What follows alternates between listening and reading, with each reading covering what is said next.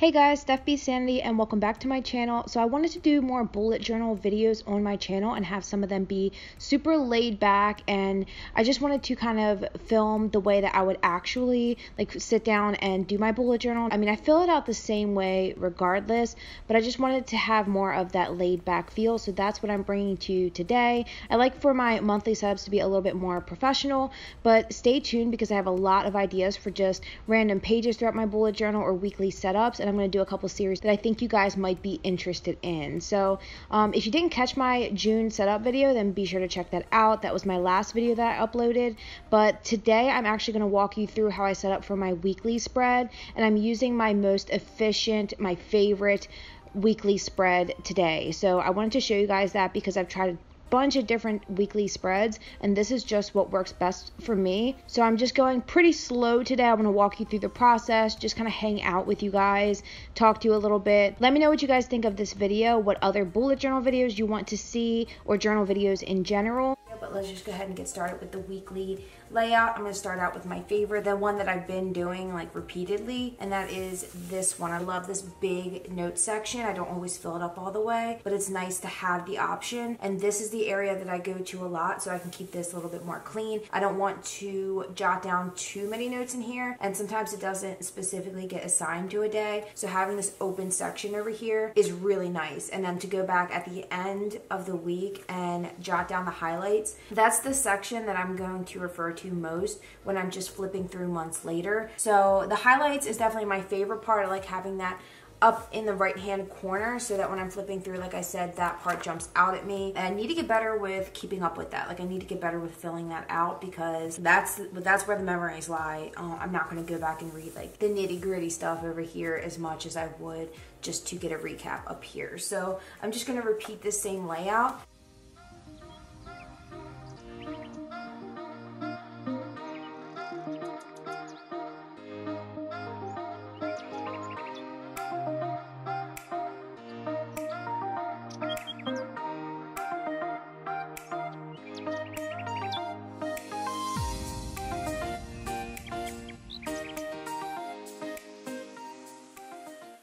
Okay, so in this situation, see how there's only 2 days in the first week? I'll start with the first full week. I always do that because these first 2 days will be taken care of in the last weekly spread that I did. I always like to do like a full week on a page.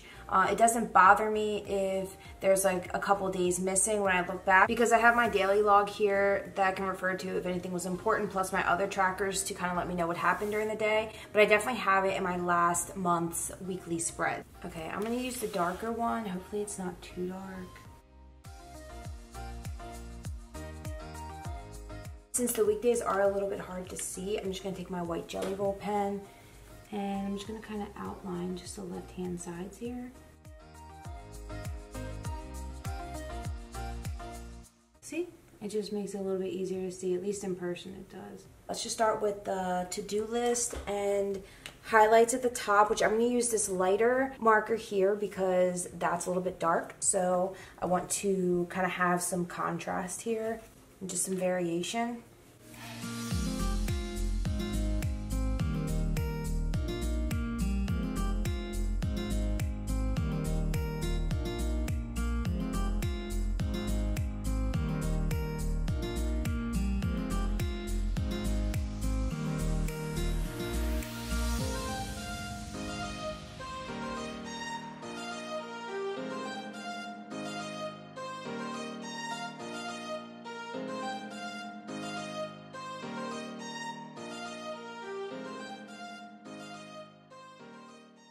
And then as you guys know, if you've seen my videos, I love to go back and add shadows. So it's something you can definitely add, like just a little simple technique, and it's fun to do. That will just take it to the next level.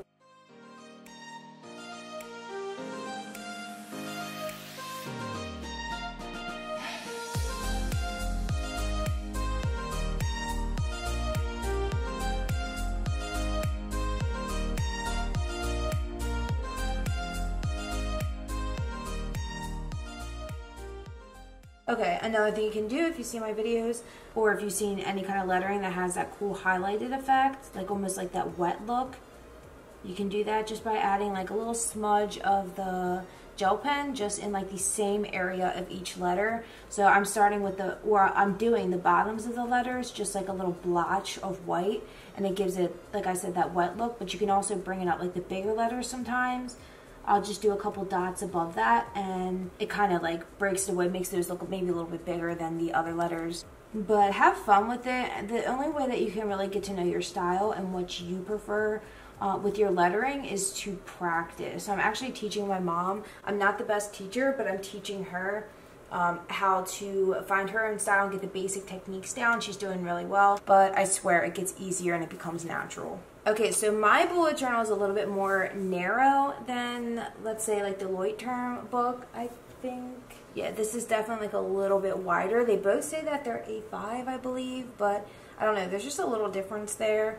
So I just refer back to an old spread just to kind of keep me from like getting off center, or like just keeping the areas between the weekdays the same. So like I'll just do like a little dash here where the letters start.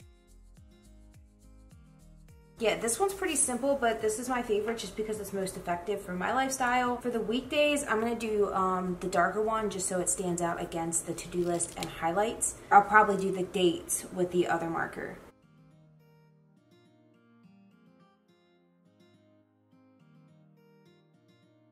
Okay, so I did a little tick mark here to show the middle of the page.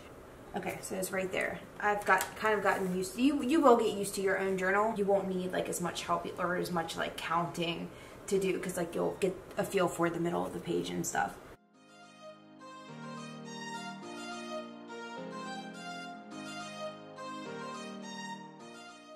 The only downside, I've said this before on my channel, the only downside of these Arteza brush pens is the inconsistencies of them. Like some of them definitely have thicker tips than others, and I just prefer consistency a little bit. If you're practicing and just starting out with brush lettering, don't get these Arteza brush pens and think you're going to be like a pro or like get the hang of it. Definitely practice with something a little bit more consistent like this Tombow black pen, and then go in and add some detailing with the Arteza ones, because these are definitely not like the variation in them definitely isn't good for learning, but they're so fun to play with. So definitely get them to play with, but not to like teach yourself. But pro tip is the shadows and highlights, you can mask some of that, and just with different like stylistic approaches you can kind of mask your mistakes a little bit.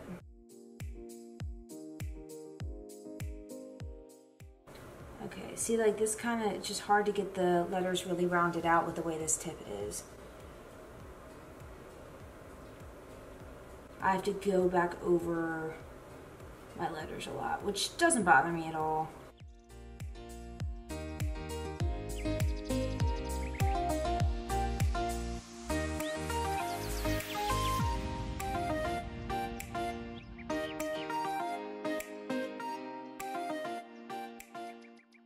Yeah, so I end on Saturday and then I just put future over here.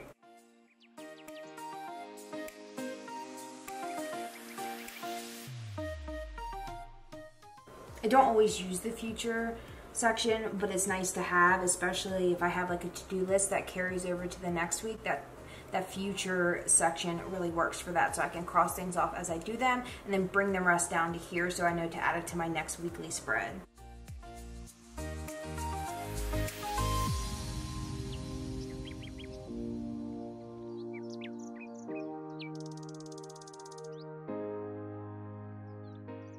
But before we fix up those letters, we're going to go in with the other pen and just fill in the dates. So I'm going to do these pretty large and just kind of scope out where like the center is here. Like just try to keep them like pretty consistent.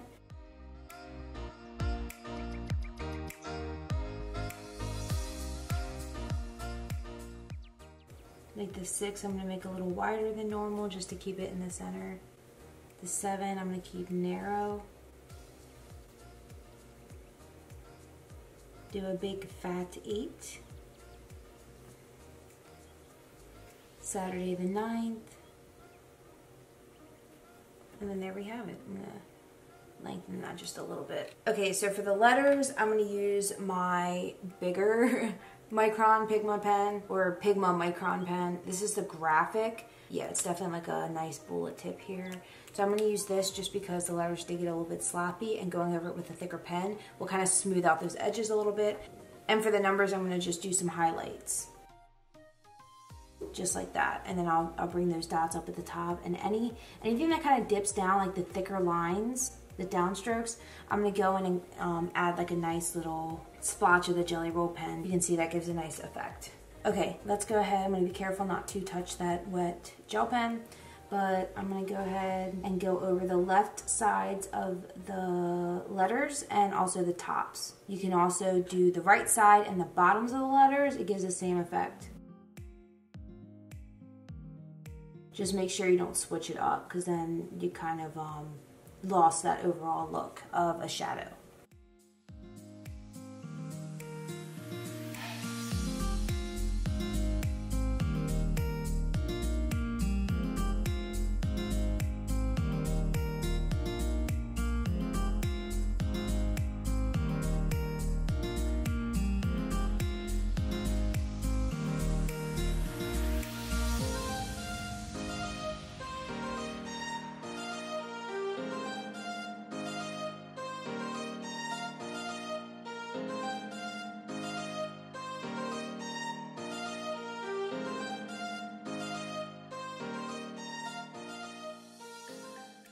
Basically, I'm stepping back, kind of assessing how it looks all together. I'm just gonna touch up a few lines. Okay, I think that looks pretty good. And I'm just gonna go ahead and finish up these.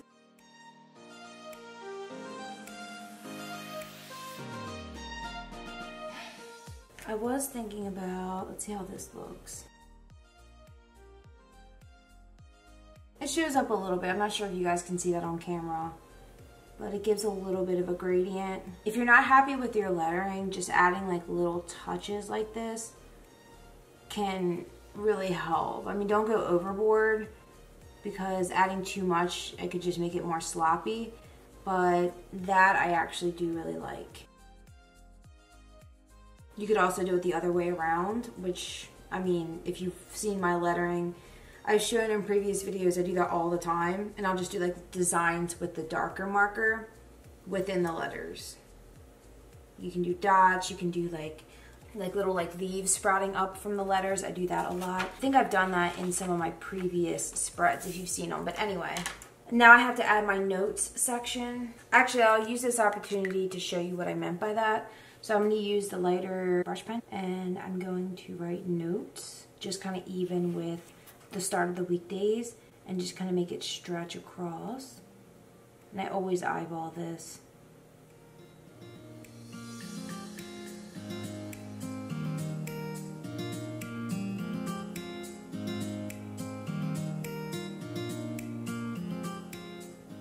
Now, I did originally think that I was going to incorporate the theme with the fish and the bubbles and the boats in this spread, but I'm actually going to wait. At the end of the week, I'm going to actually add some down here. I just don't want to do it now because I'm not sure how much of the note section I'm going to fill up. So I don't want to like take any space that I might use for writing later on. But at the end of the week, make sure you watch that video, because I am going to add a part for the theme down here and pull it all together. But I think the colors for now are pretty good on their own. I usually keep these pretty simple. The main purpose of this video that I kind of wanted to share with you guys is to show you like how I set up each week, and then I'll just kind of like take it from there. Like I'll add stuff based off of how this all comes together.